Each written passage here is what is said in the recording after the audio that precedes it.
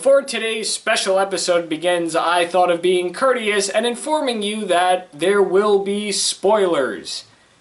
Like some really big ones. There's no proper way of defining how big a spoiler is, but I mean, you know what I'm going to talk about today, and you can probably expect a lot will be discussed. I'm not holding anything back in terms of the story. I will be going over some major plot points. I will be going over characters that have died. I'm going to be going into detail about what I'm talking about today. So this is your warning. If you haven't seen Stranger Things at all, or you've only seen half the show or one or a couple of seasons and you haven't caught all the way up to where we are now, I'm advising you either watch at your own risk or just don't watch at all. I won't be offended.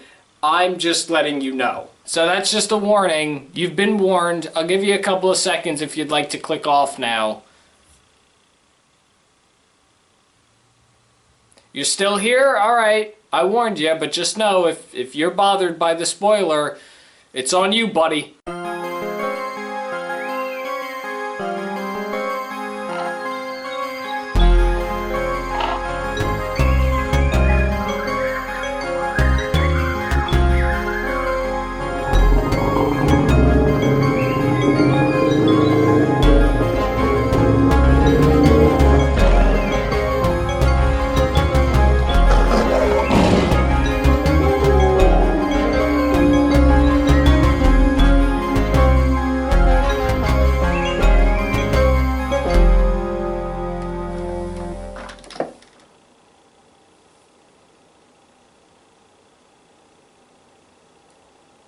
I'll let you decide if these are particles or snowflakes falling to the ground. I'm not telling you what it is. Sounds like the dogs have come out to play.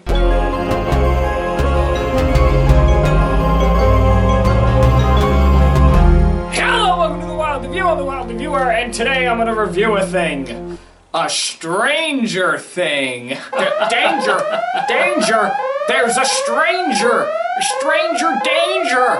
Stranger danger! This has been a long time coming. I'm glad I could finally talk about this now. I've been trying to figure out when the proper time to talk about Stranger Things would be. Honestly, I thought Season 5 would be out by now. It's not. We're looking at next year for this story to be concluded, so by the time the town is saved, these kids will probably have their own mortgages. They're just getting older every day that goes by. Because of the different things that I was doing with The Wild Review the last couple of years, if you've been following me since then, I didn't feel comfortable just dropping a random TV show review in the middle of a different series that was connected to The Wild Review, but wasn't The Wild Review. It'd been a while since I've really sit down and talked about something. So there's that factor. Wanted to wait for Season 5, and then we're just going to keep on waiting. I don't want to wait anymore. I'm done waiting. I figured, you know what, let me just talk about it regardless. It's been around for a while. Season 4 last aired 2 years ago, and the show has still to this day a pretty big fan base. There are a lot of people waiting for this final season. And truthfully, this is something that I've been wanting to talk about for quite some time. I don't remember what Kids' Choice Awards this was, but they're the reason why I even started watching Stranger Things. I may have talked about this before, but I've done a few Kids' Choice Awards stuff on The Wild Review. And I remember there was one Kids' Choice Awards, I think it was 2015? Maybe 16? It was one of the Kids' Choice Awards. Stranger Things ended up winning Favorite Kids TV Show. Favorite TV Show, Stranger Things. I've never seen Stranger Things, but I'm told it's really good and I've been requested to talk about it. Like, a bunch of my friends have been telling me I need to see this, I may just like it, and I don't know, maybe I'll give it a try. I think at the time it was just TV show, because now they have Favorite Kids Show, Favorite Family Show, you know, so this way there was a reason to nominate shows that really shouldn't be nominated for a Kids' Choice Awards, in my opinion. And Stranger Things is one of them. I don't know if I'd exactly classify this as a kids show, but oddly enough, it did win a Kids' Choice Awards for Favorite TV Show, and that's what really amazed me. When Stranger Things started, I really didn't think much of it. I was just like, okay, it's another show, it's on Netflix, and at the time, I considered straight-to-streaming shows not TV shows, if that makes sense. Like, they were on a different level of content. I mean, this was around the time where streaming shows were really just starting to kick off. There was no Disney Plus, there was no Hulu, or any of these other streaming sites that we're overwhelmed with. Netflix was kind of the only one for the longest time. And anytime I saw that there was a Netflix original show, I always looked down on it, and I think that's because their lineup just automatically sucked. Like, they looked like shows that were so bad that an actual network wouldn't take it, but the streaming site would, just to give the creator a chance. That mindset has since changed because of Stranger Things, but because there are other shows that have been directly streaming off of Netflix, some really good originals, and also with other streaming sites slowly coming into the competition and having their own originals, some which are very good. I can't really argue that anymore. We're in the world of streaming. You're either going to have good shows or you're going to have bad shows, but regardless, there's no reason to look down on them anymore because they're just shows. So I did look down on Stranger Things for a while. I had no interest in watching it also, just because it wasn't my style. And then I saw that it won a Kids' Choice Awards. Now thinking about it, I think this may have been around the time Season 2 was airing, especially because I don't know what it was about Season 2, but I just remember that premiering on Netflix, and it just blew up. I felt like Stranger Things was just everywhere. And the same thing happened with Season 3, and definitely Season 4. So around the time Season 3 aired, that's when I made the decision that, you know what, I think I'm gonna sit down and actually give this show a try. A few of my friends have seen it, they think it was really good. I was still amazed it won a Kids' Choice Awards. And that was around the time where I started thinking maybe I'm being a little hard on Netflix originals, because especially around that time, they were also airing other shows that were being critically acclaimed. So the summer of 2019, I watched all of Season 1 around Halloween, since it was a Halloween-y season. It took place in the month of October and November that season, and they had a Halloween episode. I decided to wait until Halloween time to watch that season. For some reason, I waited until January of 2020 to watch Season 3, despite it being out around the time I started watching the show, and then Season 4 I watched when it had aired. And I just recently got done watching the entire series again, just for this review episode. I figured it had been so long since I'd seen any of these episodes. I had a pretty good memory of Season 4 since it was so recent, but I really didn't remember absolutely everything that happened in Season 1 and 2, and I knew if I was going to talk about the show, I needed a little refresher, so I just spent the entire month watching every single Stranger Things episode, and now I'm going to talk about it and give my overall thoughts on what I think of the show, like I've been wanting to do for quite some time. Here's the Cliff Notes version. I think this is a very good show. If that satisfies you, you could stop watching. Okay, I mean, if not, I'm just gonna go through things. I got a few things I want to talk about. I want to share my thoughts. So I'm gonna break this up into categories. This is how we're gonna discuss today. We're gonna first talk about the plot, then we're gonna talk about the characters, then I'm just gonna go through each season. I'm not gonna go super in-depth with each season. I may talk about some episodes here and there, but we're just gonna give an overall thought on Seasons 1, 2, 3, and 4. There may or may not be a miscellaneous section in the event I forget something. Then I'm gonna give my theories and thoughts of what I think will happen in Season 5. Then we're going to end the episode, and then I'm going to shut the camera off. I'm going to take down the green screen. Did you think I was really somewhere? I'm just sitting behind this. I'm not going outside. Have you seen what outside is like? I mean, what the hell's going on here? Then I'm gonna eat dinner, and then I'm gonna go to bed. And I'm gonna sleep after that. So that's the plan. That's at least what I'm doing. I don't know what you're doing, but if you'd like to do the same thing, you can follow along as we go on.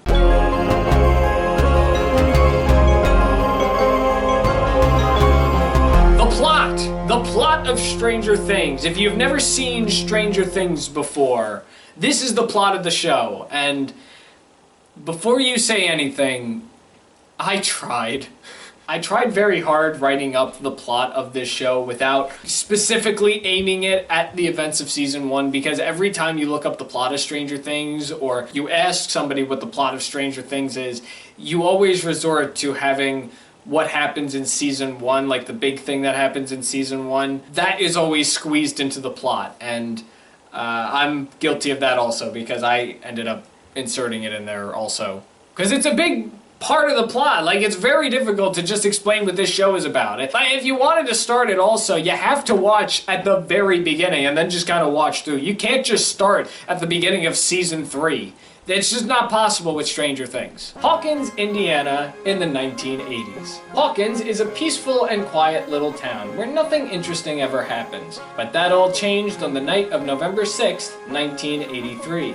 Strange supernatural mysteries start occurring, all starting with a young 12-year-old boy going missing, and a mysterious, powerful, telepathic girl appears from the shadows. A group of children, teenagers, and adults all get sucked into dealing with these supernatural occurrences, all being the result of a gateway to another dimension. This group bands together to stop these evil supernatural forces from consuming their world with the terror they bring. I mean, I don't know, I think that was a great way to summarize it, right? You think it is? One thing that I absolutely love about Stranger Things is the time period it's set in. I love the fact that all this supernatural, interdimensional stuff is happening in a decade that feels like it doesn't belong in that decade, if that makes sense. Like, the idea of the Upside Down and the gates into this different world and all these monsters, that seems like something you would expect from something now. There's just something really fascinating about it taking place in a particular time period that is so polar opposite from this time period. Originally, I was going to state that it's fascinating to have supernatural stuff happen in the 80s because I feel like that's a rarity that we see. And then I remembered what the 80s was. You know, like the 80s actually happened at one point, and there were a lot of other supernatural things happening story-wise, both in television and film. But this feels very different. This feels like a very different sort of 80s story, and I appreciate that. I like the 80s. I think it's a very cool decade. The other thing about this show that sticks out to me is the amount of characters that they juggle, which we're going to get into because I'm going to talk about the characters and the stories. Oddly enough, I like the idea that there are just so many people involved with the main storyline, the main problem that's being tackled, and they're all relatively different. Yeah, I purposely separated the kids, the teenagers, and the adults, and they all have a relation to each other, but they're all connected very weirdly. Like, you have the main kids, the party, and then attached with that are some of the teenagers like Nancy and Jonathan.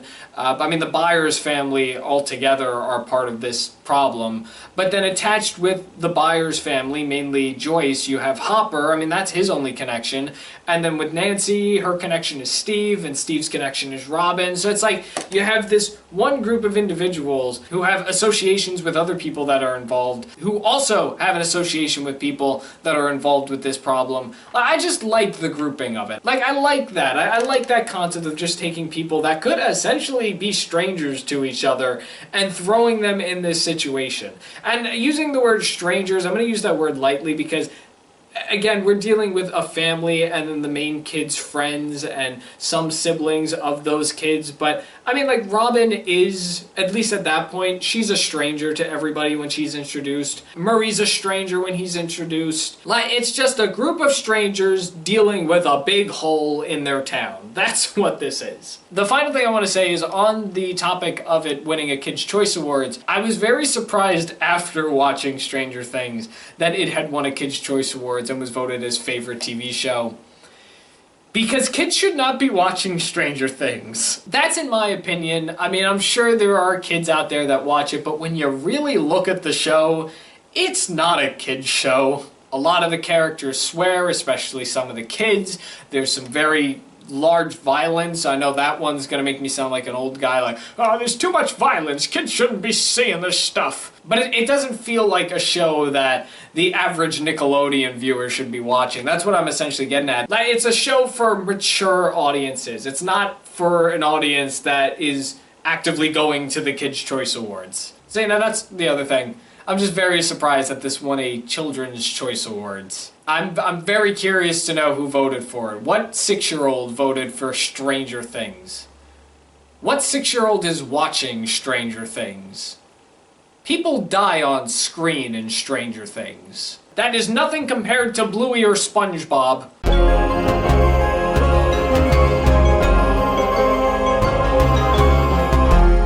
All right, now we're going into characters. Now I've taken the liberty of writing down every major character in this show. So I'll tell you the characters. I also am probably going to mention who dies. I said I was going into spoilers, so if you don't want to hear that, you're kind of trapped now. You have to listen to it. It's the law. Now, I'm going to apologize if I forget any other major character in this show. I think I've gotten them all written down, but again, if I forget one, I'm sorry. We have Will Byers. He is one of the D&D kids, as I'm labeling him. One of the main characters, also one of the main kids in the show. For the first season, he's the one that gets brought into the Upside Down. He's essentially how this whole thing started, how everybody got involved with discovering the Upside Down, at least the main group of main characters that we have. And then we have his friends, Mike Wheeler, who's essentially labeled as the leader of their group. We have Dustin Henderson, not only the comic relief in the group, but also the comic relief in the show. He's the one that has most of the funny lines. A lot of the things that can come off as iconic in the show, they'll mainly come from him. And then we have Lucas Sinclair. I don't exactly have a specific role for him. I want to label him as a fighter, but I really haven't seen him do super much fighting, although he does have a weapon of choice. He has a slingshot, which is really cool, but he's also one of the main kids in the show. And then we have Eleven, or as she was originally known, Jane Ives. She's a girl with telepathic abilities. She was a Hawkins lab kid. She is basically the reason why the gates to the Upside Down even opened in the first place. She has the abilities to lift things with her mind. She can also go into the minds of other people with the help of a little tank. Oh my god, what's it called? A desperation tank? That's not what it's called. I thought I prepared and I didn't. Anyway, 11, big part of the show. She's called 11 because that was just her number given to her. As for the adults, we have Joyce Byers. That's Will's mom, who is very frantic, freaking out when he goes missing like an ordinary mom would. And then once things kind of settle down with her, she starts to freak out about other things that happen. It's like every season she has an obsession with something. Season 1 is Where's My Boy? Season 2 is What's Wrong with My Boy? Season 3 is What's Wrong with My Magnets? And Scene 4 is Where's Hopper? I mean, that's she's kind of a worrier, but it's understandable. We have Jim Hopper, the chief of police in Hawkins. At first he comes off as a very depressed person because his marriage fell apart, his child died because of cancer. Eventually he becomes Eleven's dad through adoption. Then we have Nancy Wheeler, who is Mike's older sister, your typical older teenager sister who kind of stays quiet for the most part, tries to be a goody two-shoes, but eventually gets herself roped into this huge mess. We have Jonathan Byers, who's Will's older brother. He is also a little frantic. He seems a little depressed at times. He's a bit of a quiet person. He stays quiet for the most part, but he does help out when he can. And then there's Steve Harrington, who is the cool kid at school, but as the series goes on, we start to see his coolness die down a little bit, and he is essentially labeled as the babysitter in the group, always watching after the kids, and has a huge relation with Dustin Henderson. Those are kind of the main characters in Season 1, with the exception of Steve, though. I don't think Steve was actually labeled as a main character in Season 1. He was just more of a recurring, and then was brought on as a main in Season 2. He really didn't even fight that much in Season 1 when the climax happened. He was just kind of there. But he did help out, so I'll give him that. But the rest for Season 1, we have Barb Holland, who was Nancy's friend, who eventually ended up dying due to the Demogorgon. We have Dr. Martin Brenner, who's the head scientist of Hawkins' lab. We have the Demogorgon monster itself. And then we have Mike's family, Karen Wheeler, who's the mom, Ted Wheeler, who's the dad, and Holly Wheeler, who's his little sister. There's Scott Clark, who's a teacher at Hawkins Elementary Middle School. Is that the name of the school? He's the teacher at Hawkins. He has the kids as students for the first 3 seasons. He's an earth and science teacher. That's also important to note. We have Tommy H. and Carol Perkins, who are friends of Steve. They are also in a relationship. They're only in the first 2 seasons, though, and Season 2 they have a very limited amount of screen time. We have Phil Callahan and Calvin Powell, who are Jim's co-workers. They are also cops. In Season 4, I think it was Powell that becomes the chief of police because Hopper goes missing. He gets sent to Russia, but he's believed to be dead also, so that happens. We have Troy Walsh and James Dante, who are bullies to Mike and the others in their school. We have Terry Ives, who's Eleven's biological mom, and then we have Becky Ives, who is Terry's sister. We have Marsha Holland, who is Barb's mom, and Mr. Holland, who is Barb's dad. Barb's dad doesn't have a first name. That's interesting. There's Sue Sinclair, that's Lucas's mom. Charles Sinclair, Lucas's dad. Lonnie Byers, who is Joyce's ex-husband, Will and Jonathan's dad. He left the family, left contact with all of them, is disappointed in his boys. He has a very minor role to play in season 1. He's not in a lot of episodes. Finally, in season 1, we have Chester, the Byers' dog. Did you forget that they had a dog? I did. You know what I should do? Maybe to make this not so complicated and confusing, maybe since I've just gone over the characters of season 1, maybe I should just talk about season 1. Should we do that? I think that's better. Characters will now also be added with each season. That's what I'm gonna do. All right, season 1. We've already done the characters.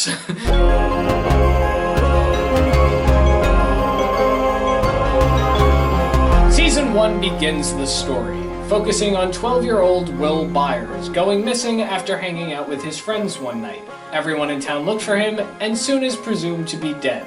But his friends, mom, 2 teenagers, and the chief of police start to think otherwise when a science lab starts to roam the area, covering their tracks, and a powerful child appears. This is where the show begins. There's 8 episodes in this season. Honestly, not super many interesting things happen. The story is just getting started. A lot of the more intense things that Stranger Things is known for mostly nowadays, there's not a lot of it in this season. I would say this season is more of the setup season. Something that is essentially a tradition at this point with Stranger Things, with the first episode of every season, is what I like to call the establishing episode. So we establish where we are, we establish what's going on in the town, any significant thing happening, we establish who the characters are. In this case, we have to, since it's the first time we're meeting them, and what they're all up to. There's something that flew into my eye, and it hurts. Again, our main cast is small. We only start off with 9 main characters, 10 if you were to include Steve. There's not a lot of time in this particular episode where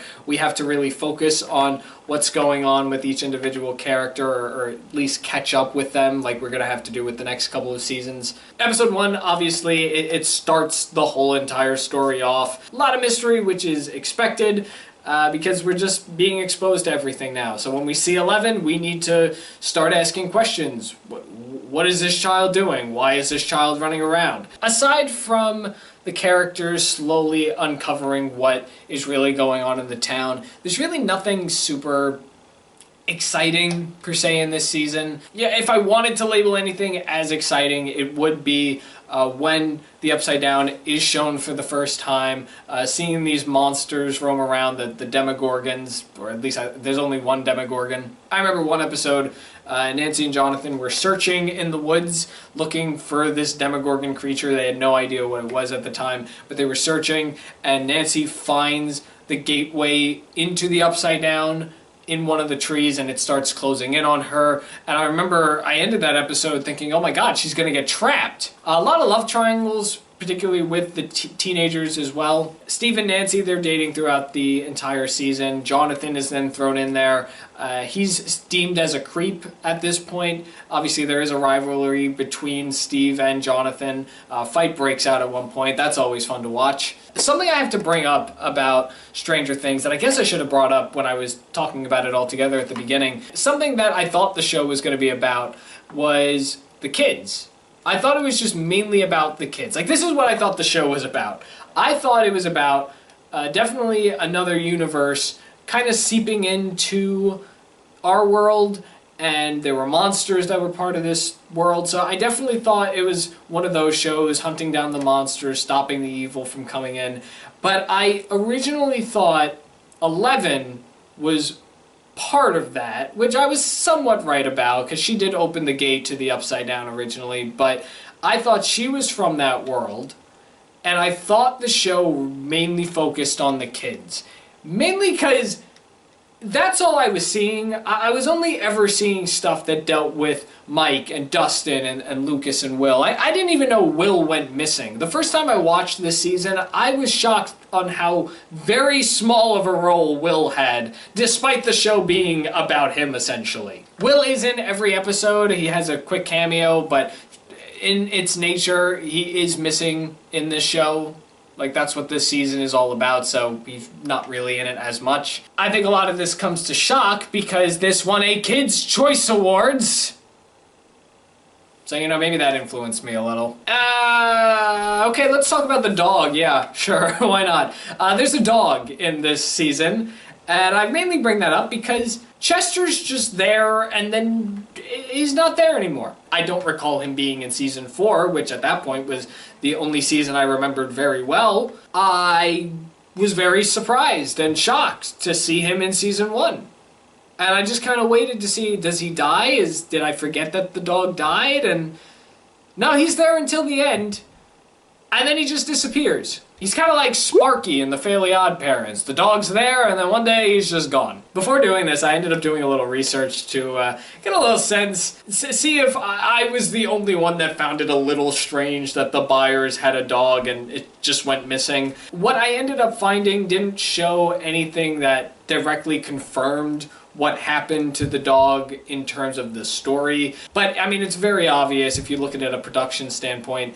It was very obvious there were higher-ups that were like, okay, let's lose the dog for season 2. Clearly the dog adds nothing, which in a way it doesn't. The dog, I think, added one thing to the story. He was barking in the direction of where Will was. It's never been directly stated in the show itself what happened to Chester, but the one thing I did find, which I guess is the closure for anybody who wondered what happened to the dog, supposedly there's an episode in season 3 that shows his grave.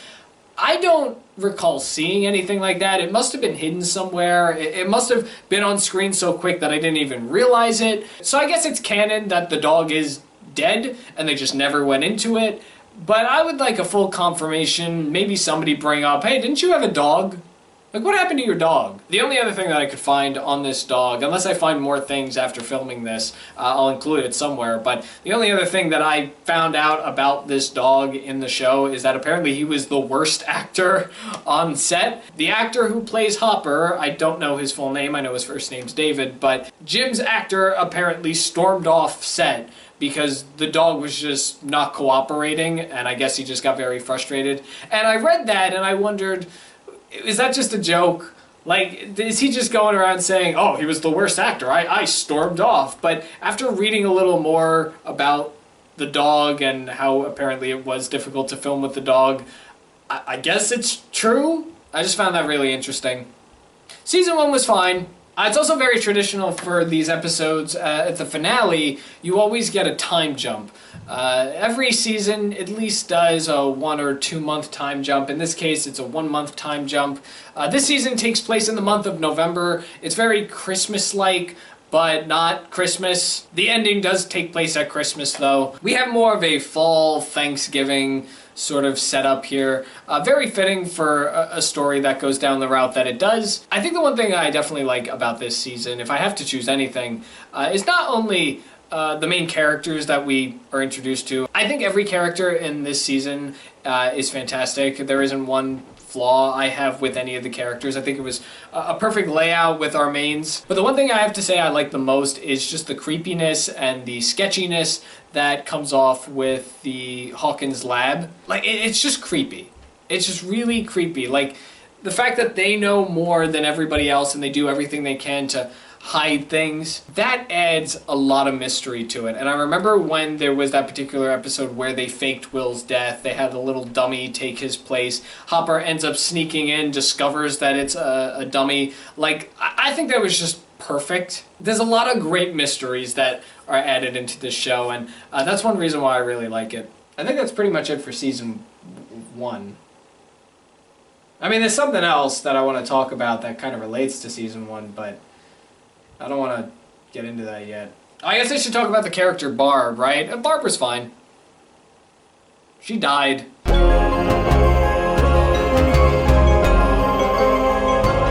Okay, season 2. Here we go. 1 year has passed. The show now takes place in 1984, with season 1 taking place in 1983. I didn't mention the year, I'm sorry. Hawkins' lab has a new set of people trying to tend to the open upside-down gate. Will, however, starts having strange episodes and visions of the Upside Down, and eventually becomes possessed by the Mind Flayer, who uses Will as a spy for their attack on the human world. Meanwhile, a new kid named Max joins the group of kids and starts to learn of their past, while Nancy's relationship with Steve is guilted by Barb's disappearance. She and Jonathan set out to expose the truth to a detective, and Hopper tries to get along with Eleven, who he's been hiding out. I guess I should have talked about the end of season 1, right? I didn't really talk about Eleven that much in season 1 also. Eleven is a very interesting character. I'll talk about her now. But Eleven is essentially a baby in this season. And I don't mean that in a mean way. When I say baby, I mean she's being exposed to so many new things. She's been cooped up in Hawkins' lab for so long that when she escapes Hawkins' lab, she has a new mindset on everything. She's learning new things. She doesn't even talk that much in this season. She really only speaks either 1 or 2 words at a time. She's not able to speak perfect sentences. So that's what I mean when I say that she's a baby, but I don't mean that in a mean way at all.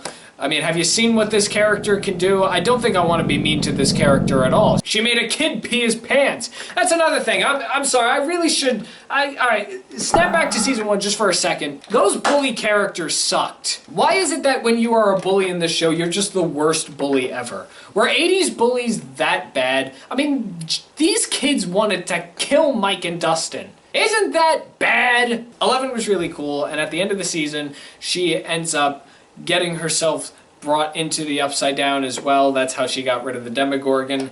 So a lot of people thought that she was just gone, but Hopper ends up finding her in season 2. We're talking about season 2 now. So for basically the entirety of season 2, this is where we see Eleven and Hopper's relationship come together, but we also focus a lot more on Eleven. I feel like season 2, we focused a lot on Will because he was missing, and we were trying to understand what the Upside Down was, which, to be fair, at that point, we really didn't know a lot of. Like, we didn't know the physics of it. We didn't even know what the Demogorgon truly was, despite seeing the Demogorgon. Yeah, season 2 is where we start to learn a lot of this stuff. As for characters, a good majority of our mains from the first season have returned. We have a few characters that make a return. Some have some minor cameos. Others play recurring roles like they did the first time. But in season 2, we have newbies. And here they are.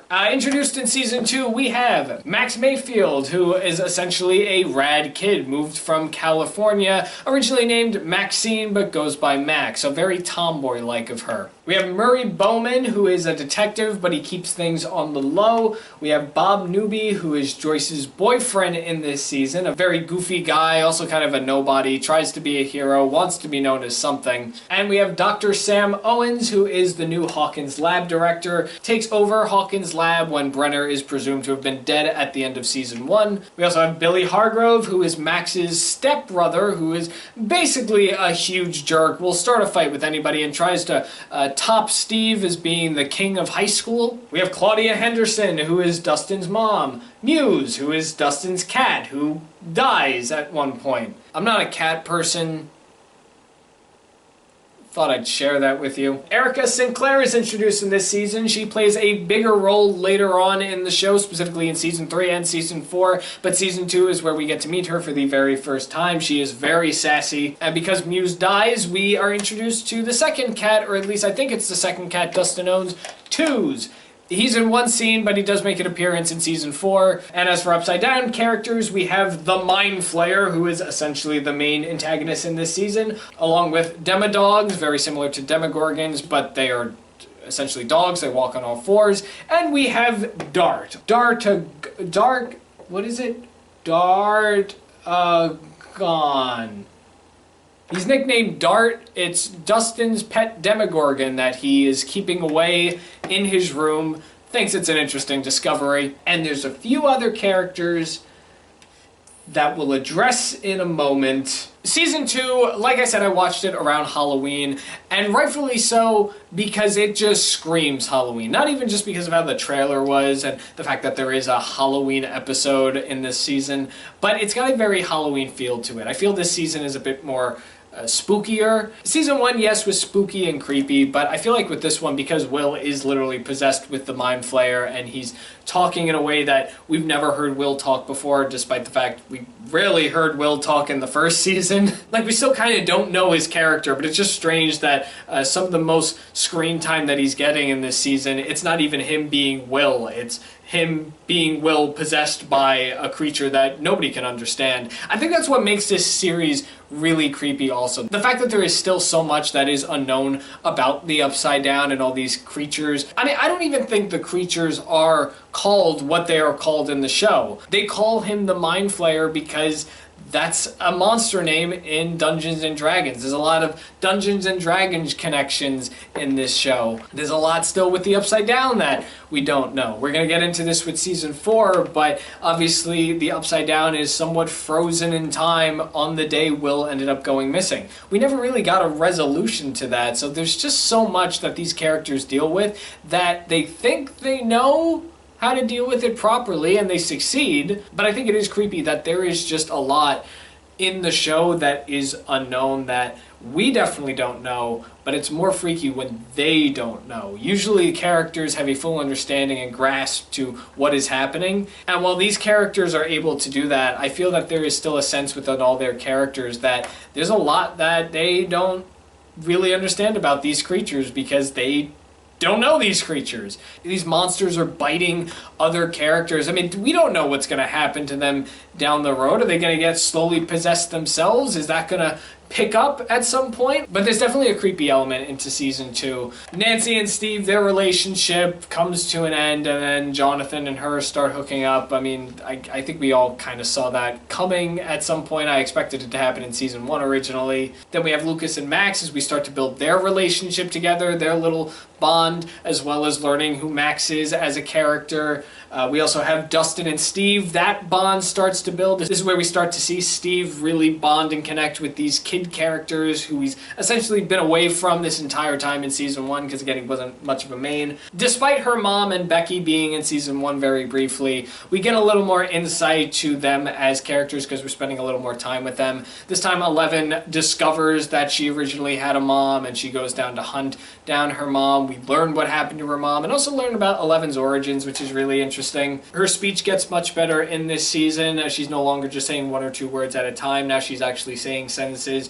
It's very stressful to watch the dynamic between her and Hopper. And in a way, I feel bad because this is Hopper's second chance of being a dad. So he never really had a chance to really grow up with a child. Hopper is just filled with a lot of depression and stress, and you can definitely see that when he yells. It's like he's not fully understanding how to be a dad now that he is one. Or, is one. At this point, he's not Eleven's rightful dad yet. So we see their struggles a little bit. Eleven ends up spending a good amount of time by herself until she just wanders off and then does come back.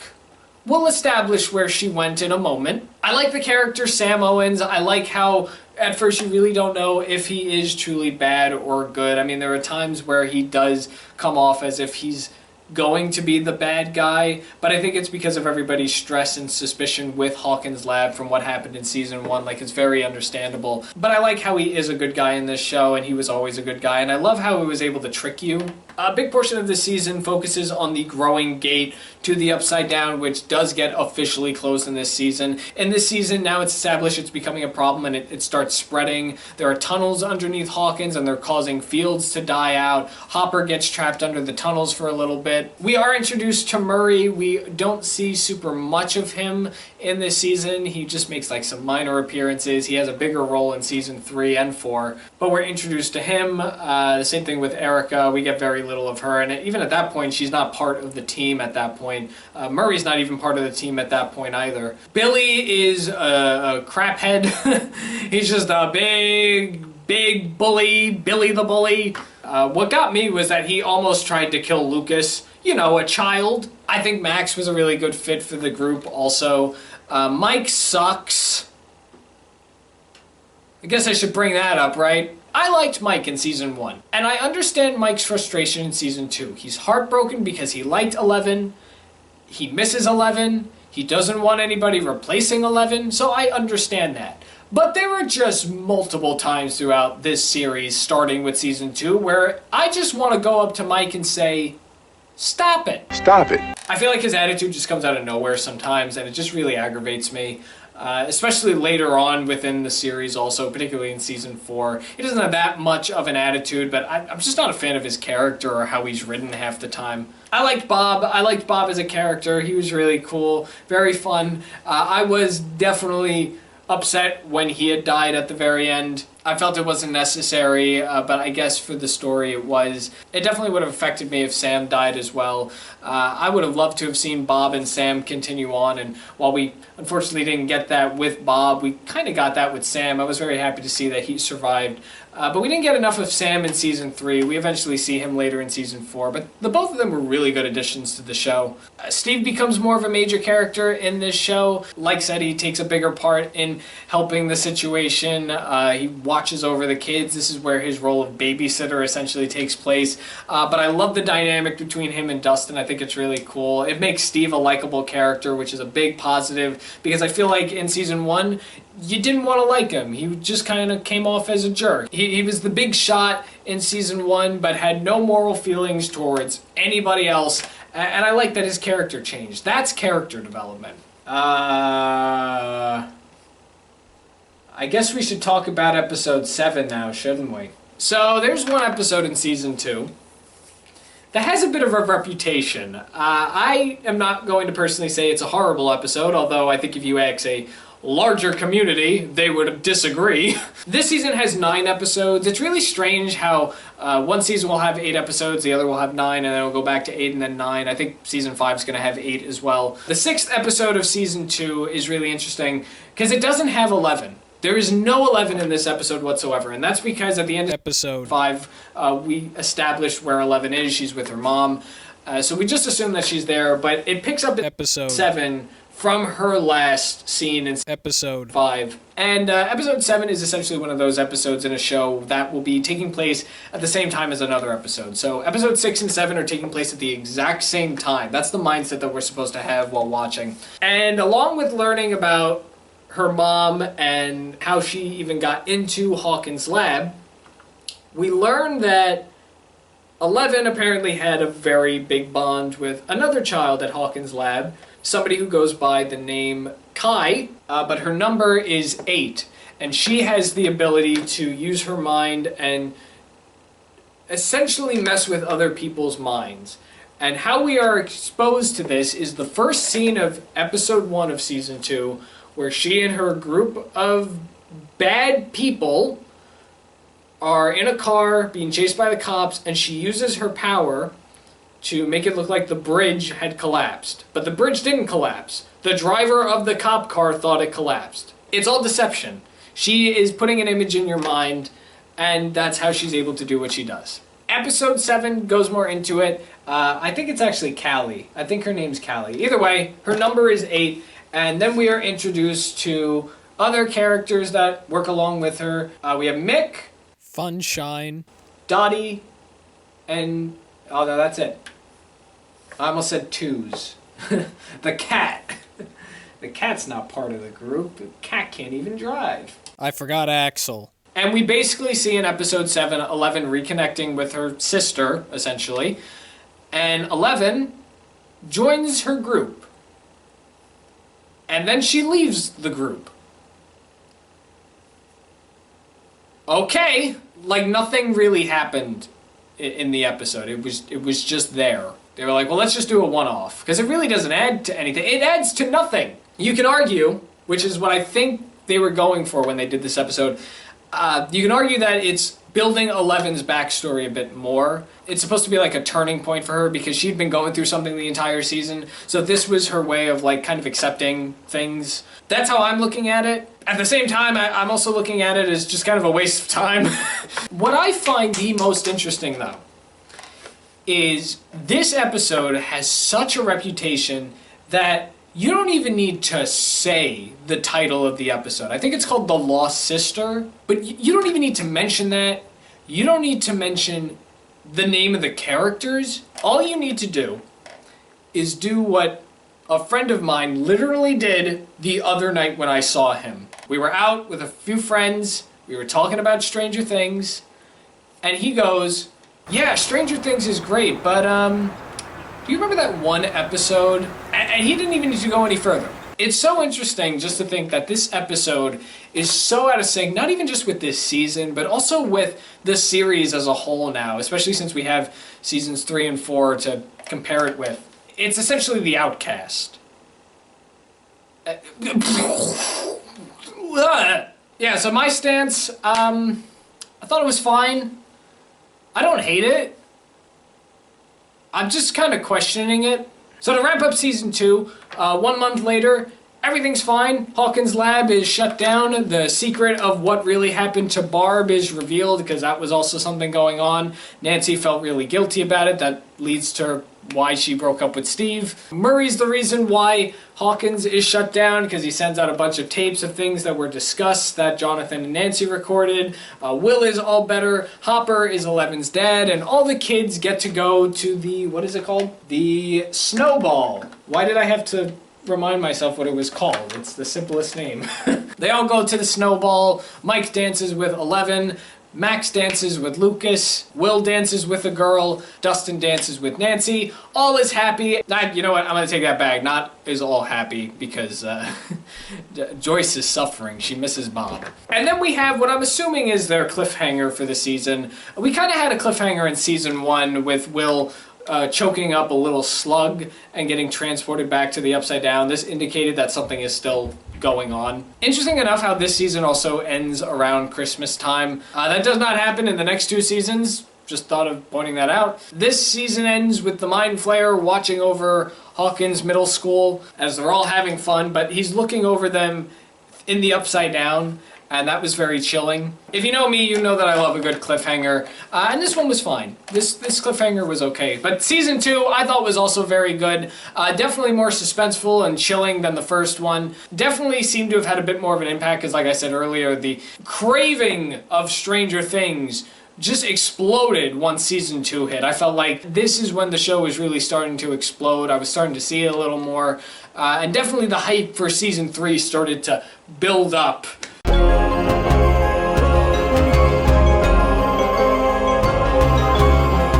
Season 3 is all about the summertime now. Woohoo! 3/4 of the year.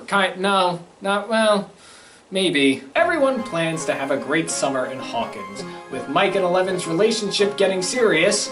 Yeah, they hooked up at the end of season 2. Dustin returning from science camp, Nancy, Jonathan, and Steve having new summer jobs, Will planning to relive the old days, Hopper trying to score a date with Joyce, and a new mall opening up called StarCorp. Plans go south when strange occurrences start to happen around Hawkins, with magnets not working the way they should, and rats acting crazy. Will senses a familiar feeling as Billy starts to act stranger than usual.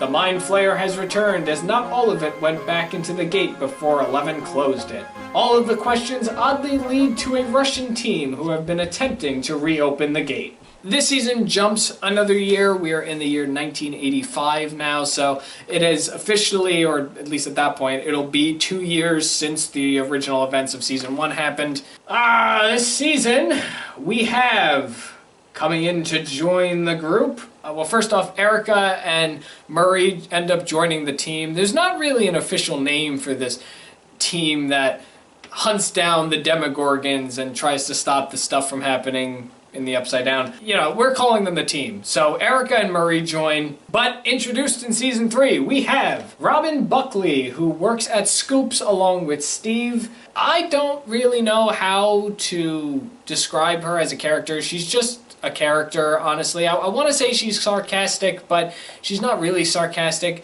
She's intelligent, but also she's a little awkward at times, especially in season 4. But we have Robin. Then we have Dr. Alexei, who is a Russian scientist. Bruce Lowe, who is a journalist of the Hawkins Post, Tom Holloway, who is the head of the Hawkins Post and also Heather's dad, Mayor Larry Klein, who is the mayor of Hawkins, Heather Holloway, who is a lifeguard and the daughter of Tom as established, Susie Bingham, who is Dustin's girlfriend, Grigory, who is a Russian that rides a motorcycle, a hitman, an old lady named Mrs. Griscoll, who complains the most about the rat problem, even catches one of the rats. And this is more of a season 4 character, but it is introduced in season 3 at the very, very end. It's essentially the cliffhanger for season 3. We're introduced to what is being called the Russian Demogorgon. We have no idea if it is the same Demogorgon from season 1. They're just calling it the Russian Demogorgon because it's in Russia.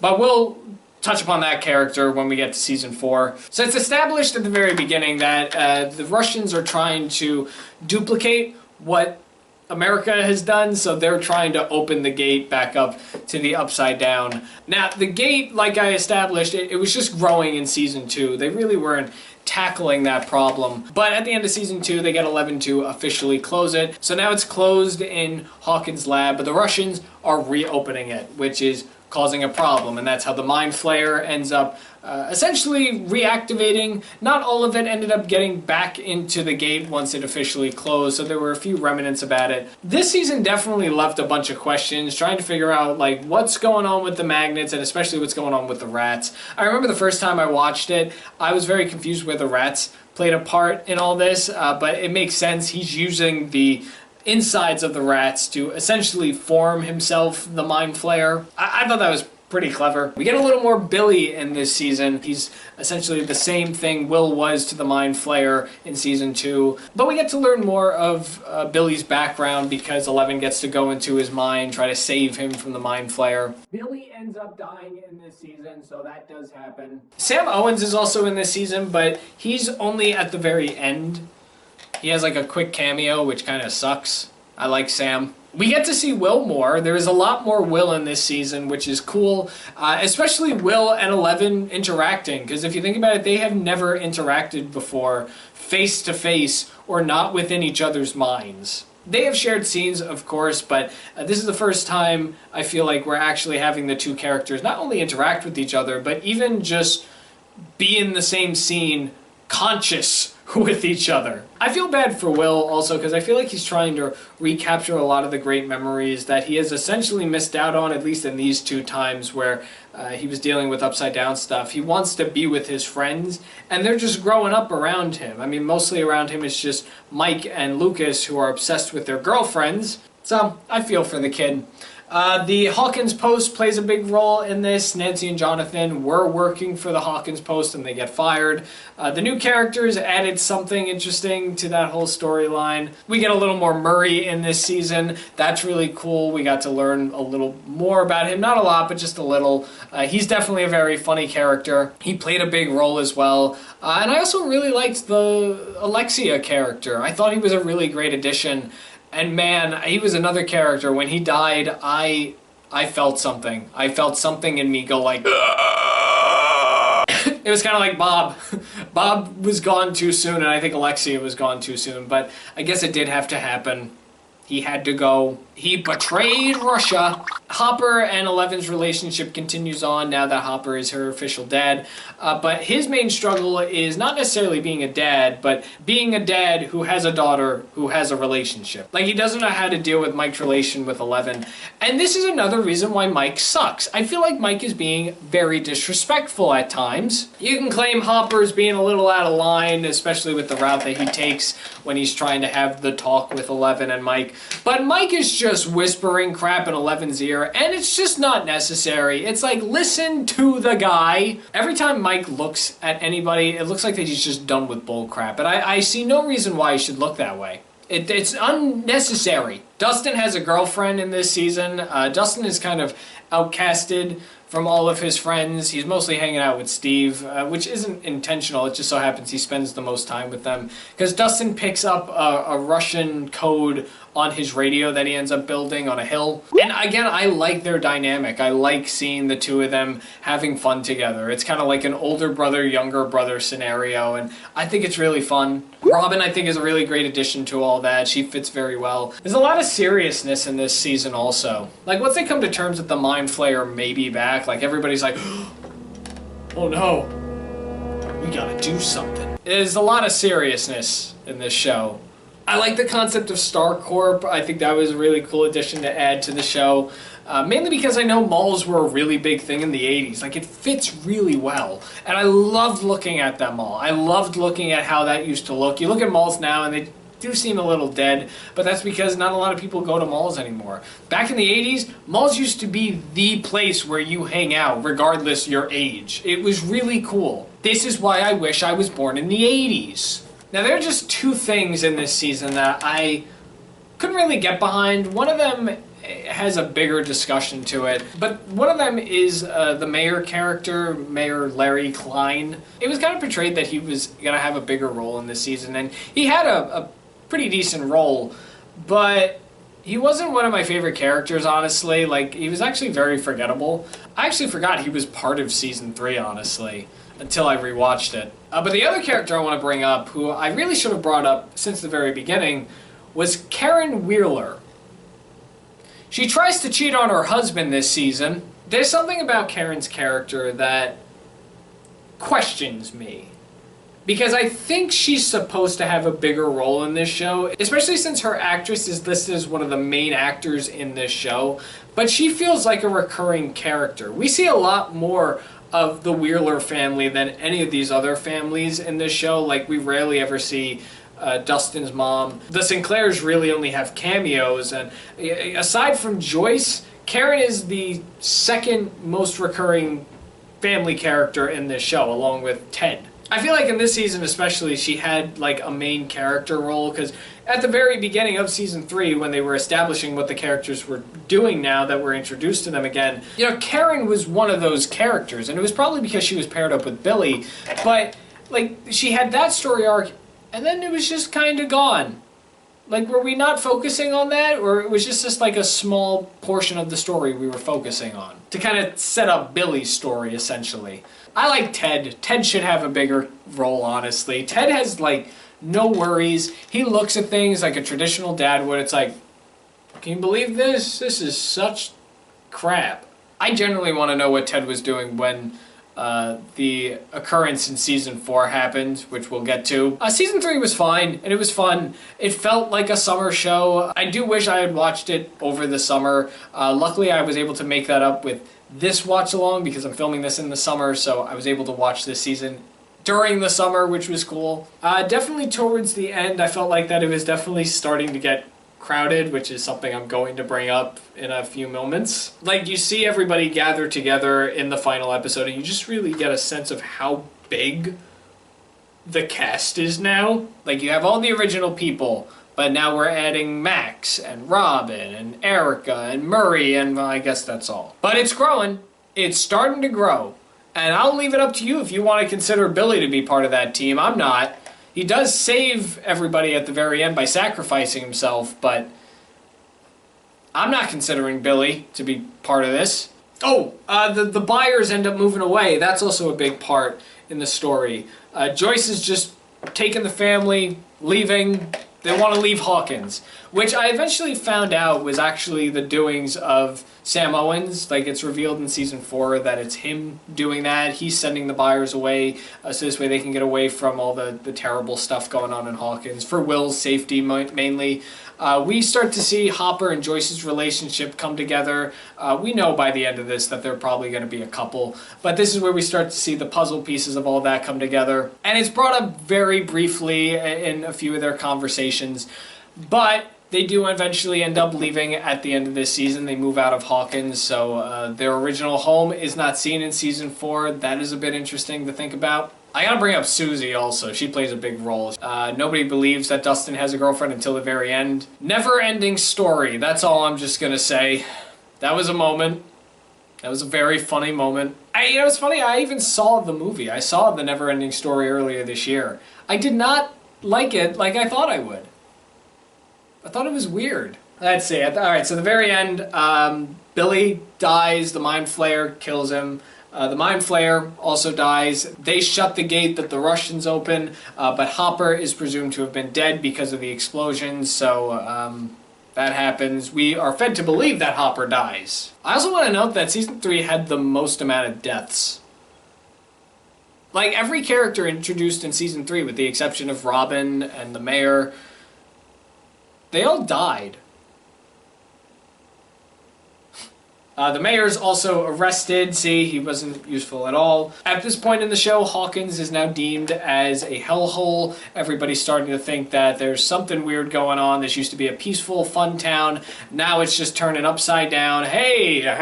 11 also loses her powers at the very end of Season 4. She gets a piece of the Mind Flayer in her leg, and it does something to her that eventually cuts off her powers. So she is not able to use her powers at all in the climax, and because Hopper is dead, 11 becomes part of the Byers family, and she ends up moving along with the Byers. They end up moving to California. And like I said at the very end, the cliffhanger in this season is there is a Demogorgon in Russia, and it will be fighting off against a bunch of prisoners in Russia. That's where we then lead into Season 4. I thought Season 3 was really fun. I thought it was cool, like I said, a lot of memorable moments. I enjoyed it. I like this show. And then Season 4 came about.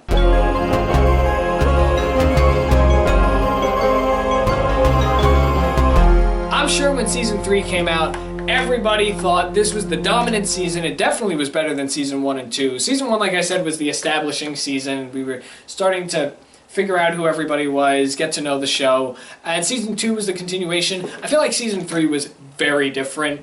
It was a little more lively. It had a little more fun. It's where it started to get more intense. And it was fun. That's the word I'd use. It was fun. That's the word to describe the season. And if you thought Season 3 was really fun, Season 4 had its moments. Okay, so I've been writing the summaries for these seasons, and obviously I'm reading them off.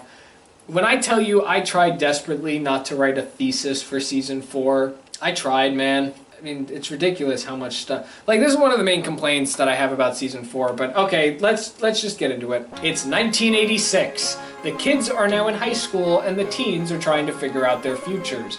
Mike travels to California to be with 11 and the Byers for spring break, while Lucas is spending more time with his basketball teammates, hoping to be popular. Dustin gets closer with the Hellfire's club leader, Eddie Munson, and Max is spending her time alone. But she experiences headaches and can't get over Billy's death from last summer. She's not the only one experiencing headaches, though, as a few kids in the school have also been feeling the same way.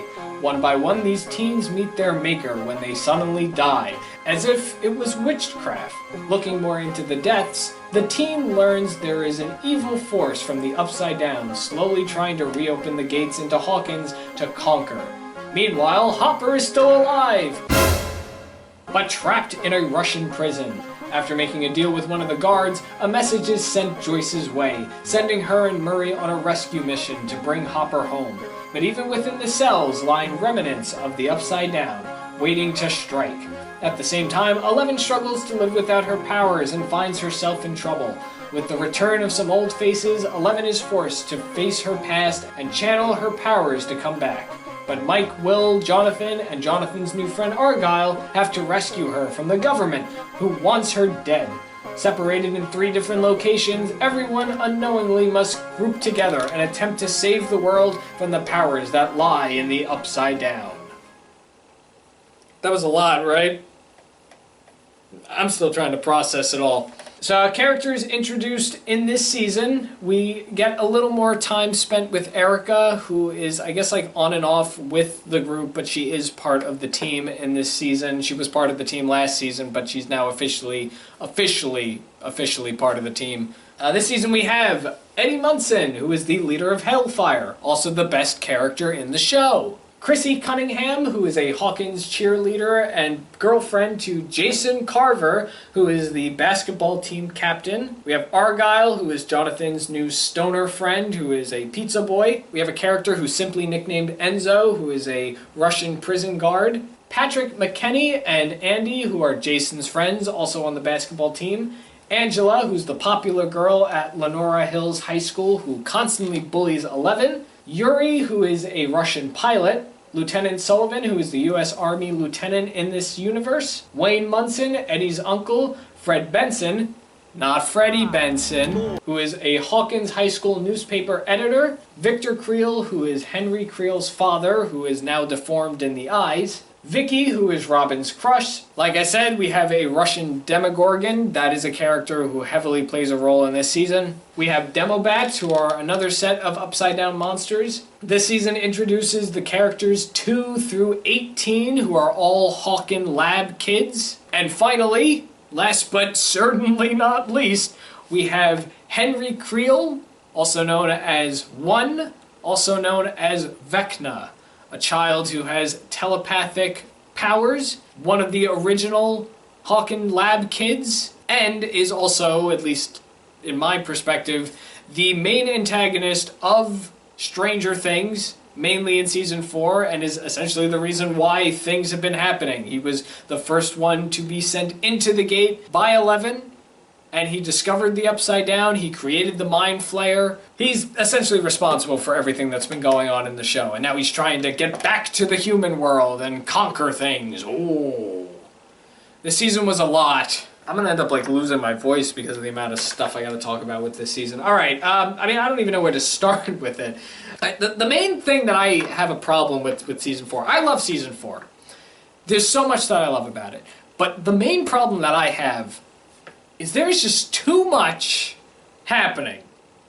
And it can get overwhelming and annoying. I started having favorites in this season. I started liking one thing over another in terms of the storylines that we had going on. Traditionally, there were really just 4 different storylines going on. I broke up Hopper's storyline because in reality it's Hopper and Enzo, and then Joyce, Murray, and Yuri were together. Hey, that rhymes. Oh, they brought that up in the show also. Truthfully, my favorite thing in this show is the main story arc going in Hawkins with the teenagers and Dustin and Lucas and Max and Eddie. I love that storyline with them dealing with Vecna. My second favorite would have to be the Russian subplot. Tied for third and last would be everything going on with Mike and Will and Eleven. I wasn't into it. The second time around, I warmed up to it. I like the character Argyle, and I think this definitely worked with Eleven's storyline, with her trying to get her powers, giving us a little backstory also of her time in the lab, and definitely serving as a origin story to Vecna and how the Upside Down even came to be. Essentially, there's still a lot that we don't know about it. But I loved the Hawkins stuff. I loved what was going on with that, and every time we turned away from that storyline, I felt a little annoyed. This season I felt like Mike was definitely a big pain, but there were moments where he was fine. I have a love-hate relationship with Mike as a character. I don't know why he didn't turn to Will when he was crying in the car and wondered why he was crying. I'm not the only one that thought that, right? That was weird. Your best friend is crying right next to you. I feel like Mike was only going there just to see Eleven, and Will was just there. That's how insensitive I think Mike is. Mike only has intentions for one reason, just to be with the people he likes, and I guess that doesn't include the buyers. Like I said, Argyle was really cool. Why do so many characters suck in this season also? Angela's character just sucks. She was asking to be bashed in the head with a roller skate and getting a concussion. All the Hawkins lab kids suck also. They wanted to kill her.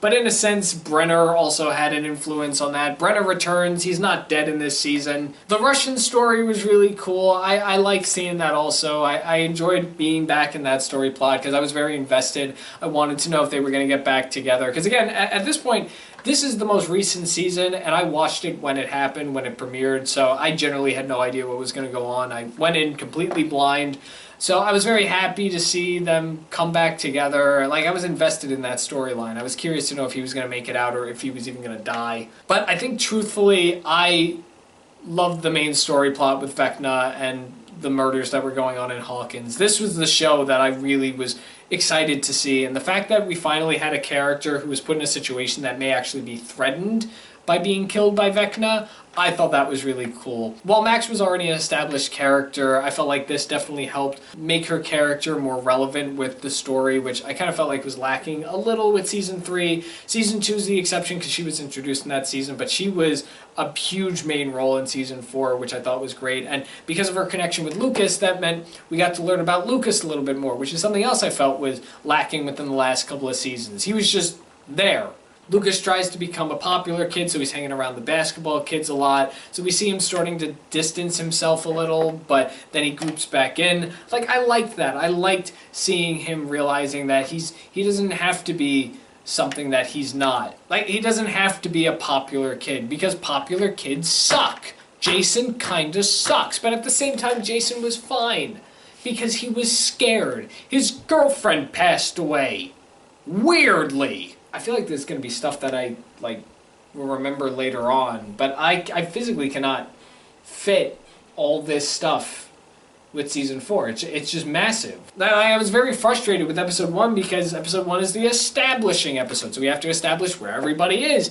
And it just went on and on because there are just so many other characters that we have to establish what are they doing? And then we have the new characters, let's establish them. I will say I do love the additions of the new characters. I loved Eddie as a new character. I loved Jason as a new character, despite him being kind of a brat at times and really stupid. Argyle was also a really good addition. I even like Chrissy as an addition to the show, and while I understand why she had to be the first one to die in this season, I do wish we had a lot of time with her. I feel like she would have added so much more. She would have been a great addition to the team, maybe even just for a little bit. I would have been fine if maybe she was the third person to die, maybe if she had taken Patrick's death or even Fred's death, like that would have been fine, but I just wish we had a little more time with her. But I do love that we got to spend so much time with Eddie because he's a great character, and man, it still affects me, that finale. Because of how much there was in this season, that meant the episodes were much longer. We're literally talking hour-long episodes in this season. The finale is a 2.5-hour episode on its own. I love the fact that we get to see more of the Upside Down. I love that scene with the characters riding their bikes in Hawkins and then the teens riding their bikes in the Upside Down, like the parallels. I thought that was fantastic. I loved the reveal of who Henry Creel was and who Vecna was, and one, they're the same character, but I loved that reveal. I thought it was such a great cliffhanger. This season was also a two-parter season, so that was the last episode of Part 1, and then we continued on with Part 2 a few weeks later. Once again, there's an episode that does not have any 11, but she technically appears in flashbacks, so it technically counts. We get the return of Sam Owens. I thought that was really cool. His fate is currently unknown. I seriously hope he hasn't died. Brenner dies, though. He passed away. The Russian characters, they were also great additions. I'm very curious to know what happened to Enzo, though, because he just kind of disappeared. Murray also disappeared a little. What the hell happened to Murray? There's no Mike or Will plot in episode 7 of this season. That's interesting to note also. We're bringing up Running Up That Hill. I mean, that is essentially just the anthem of the season, and I find it really cool and fascinating that the show was so popular in 2022 that for the summer of 2022, Running Up That Hill was just the song that was played over and over again. 11 also gets her powers back this season. Yes, I should have brought that up. Also, no indication of what happened with the lieutenant character. He's just gone after episode 8. That subplot was also very interesting. Kind of felt like the mayor storyline that was going on. That's everything I could really kind of just sum up about season 4. There's so much in it that it's just very difficult to really say everything, but that's kind of a summary of what I have to say. Let's get into the finale, though. Let's get into how this season ends, because I don't think I've seen a better season finale in my life than what I got here. And the finale to season 4 is phenomenal. I think I have a bias because there's things that they did that I personally like. But the biggest thing that I've noticed a lot of people have said about the finale is they didn't win. There was no winning at the end. It was very different than the other finales. At the end, they would always fix the problem, these group of people. And in this case, they did not win. I mean, Hopper and Joyce, they end up winning. They get back to America. Murray, Yuri, and Enzo. But 11, for the first time, loses a fight. She technically defeats Vecna, but she doesn't come out as victorious. She doesn't save Max. That's the biggest thing in this season. Max's life is threatened because Vecna's going to take her. And in the end, that's essentially what happens. Now, 11 does save Max in the end by, like, reviving her heart after she dies. But still, she ends up coming out not victorious. And that's a change. That's definitely a change. Eddie ends up dying, which, you know, I was really hoping he'd be around for season 5, and it just sucks that he died. That death also really hurt. Man, those gates opening, that was beautiful. But it was also terrifying, especially when the cracks go right through Jason. Because, of course, at that point, Jason finds Lucas, thinks witchcraft is going on, threatens to shoot Lucas. This kid has the worst luck. He gets strangled, and then he gets a gun pointed at him. Like, Jesus Christ. They end up getting into a fight. Jason's essentially the reason why the plan goes south on Lucas's side. But, I mean, it was both satisfying to see him die, but at the same time horrifying. Like, he deserved something bad to happen to him, but at the same time, he was scared. Like, he didn't deserve that, and I hear those screams. But I think, overall, my favorite part of the episode is the ending. When the Upside Down starts to slowly make its way into Hawkins. I think that's fantastic. Something else that this season finale does is, instead of it taking place months after the events of what we see, the ending takes place 2 days after. But everybody's together, and then the little particle spewers things, they just start falling, and we get a beautiful rendition of the opening theme with a mix of orchestra. It's extended. It was perfect. Seeing the horror on the team's face because they know what's happening, and then the curiosity, a little fear in everybody else in Hawkins who are now fully being exposed to the Upside Down. Like, stuff is gonna happen.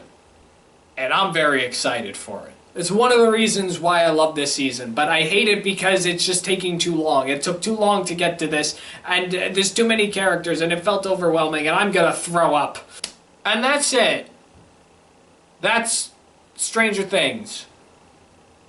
Those are all 4 seasons. I said it before, I like this show. Stranger Things is a really well put together show. I'm sorry that I originally judged it. I have a habit of doing that. I think it's because Netflix at the time creating its originals, it was so new and different from cable that obviously I judged it, but man, is so great. Yeah, you know, and again, like, I'll keep saying it, like, I have a love-hate relationship with Stranger Things at times, and if they keep going the route of the very long episodes and so many different characters being introduced, it may get to me, because I just want a simple story. Like, it's getting very, like, it's becoming too much to keep track of everything, honestly, but that's the show, that's the story they want to tell, and I guess I'm going to have to get used to it, because they are reporting that Season 5 will have movie-length episodes.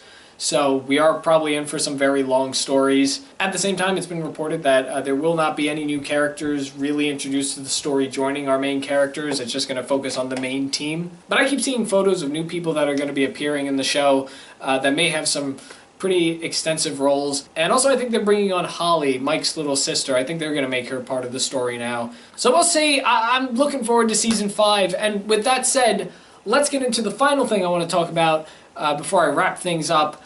Let's talk about my theories. Because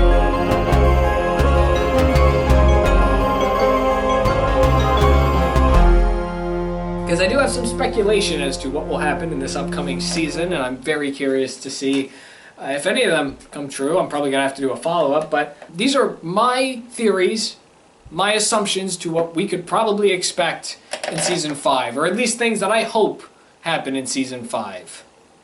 My theories. First off, somebody in the main group is going to die. I think this season will kill off one of its main characters. So either Will, Mike, Dustin, Lucas, 11, Joyce, Hopper, Nancy, Jonathan, Steve, Murray, Robin, or Erica. I think one of them are going to die. That said, I don't think Max will die.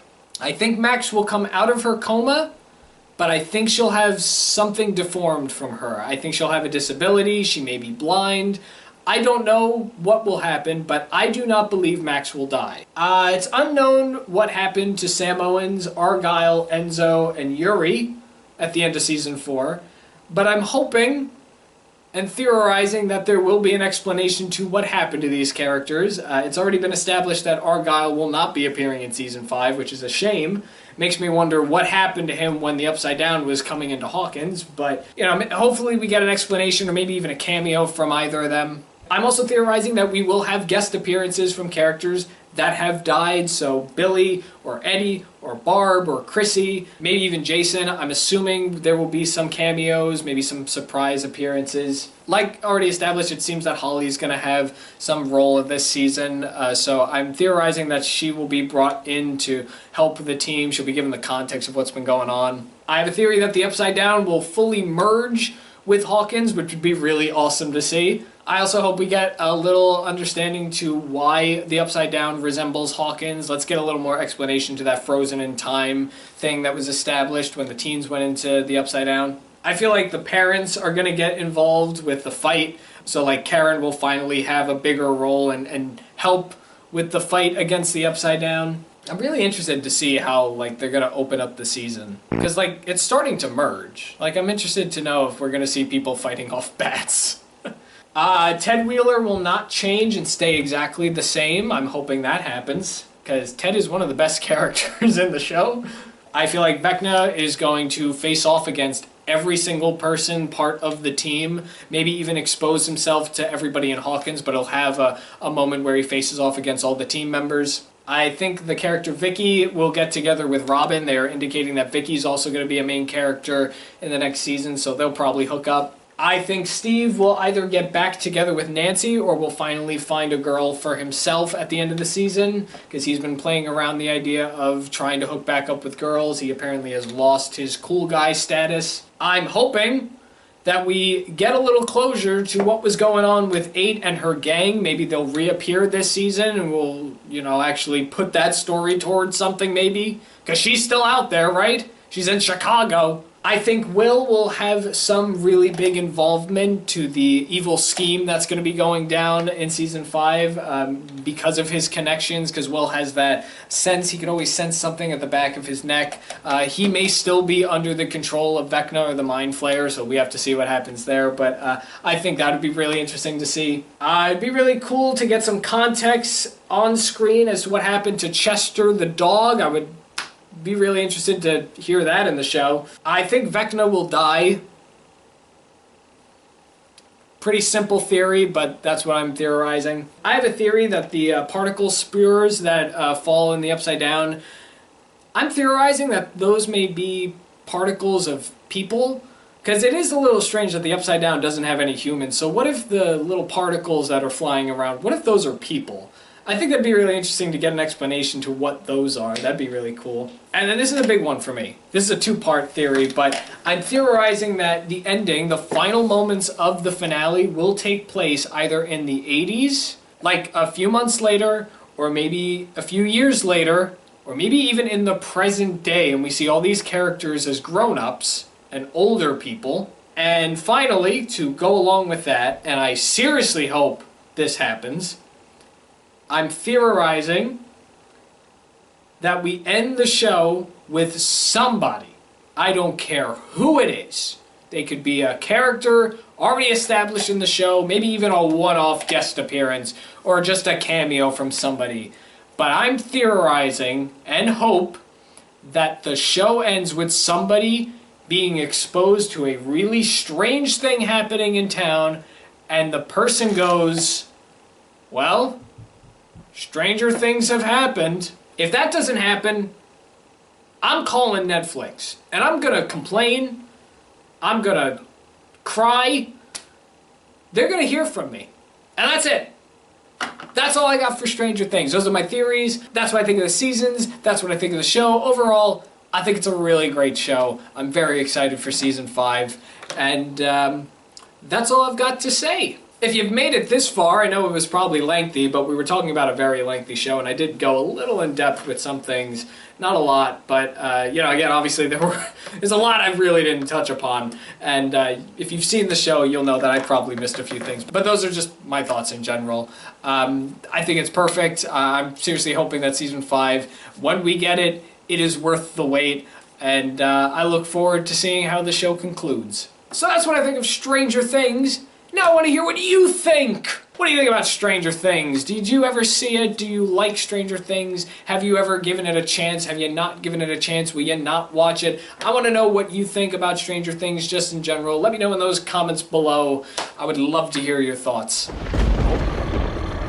Well, that's it for me now. I'm gonna go away because it's getting a little spooky here. So I'm gonna go find a place to go that's not here. And with that, you might be seeing me very soon, if I manage to survive whatever's happening here. Thanks for watching The Wild Viewer, and you just saw me review a thing.